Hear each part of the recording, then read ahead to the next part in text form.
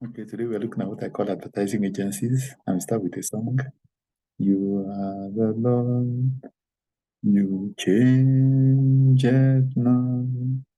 You are the Lord, you change it not. Actually, I titled it advertising agencies, because advertising agencies, of course, produce campaigns.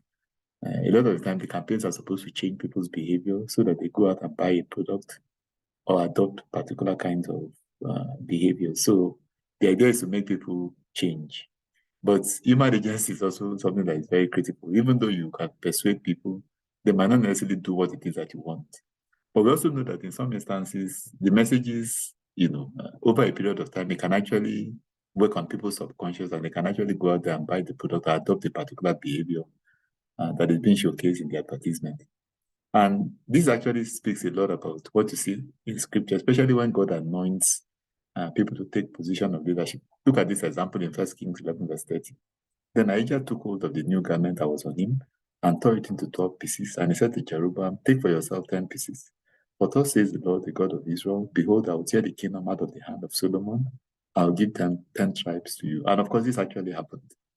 And a lot of the times you now see that later on, when the people derail, God begins to express regrets.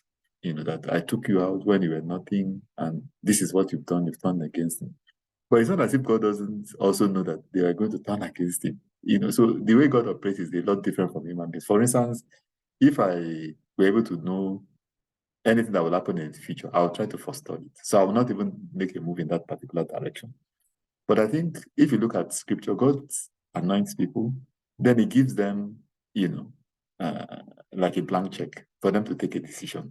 So human agency is still very critical because this is what will determine whether we're going to be blessed or we're going to be cursed.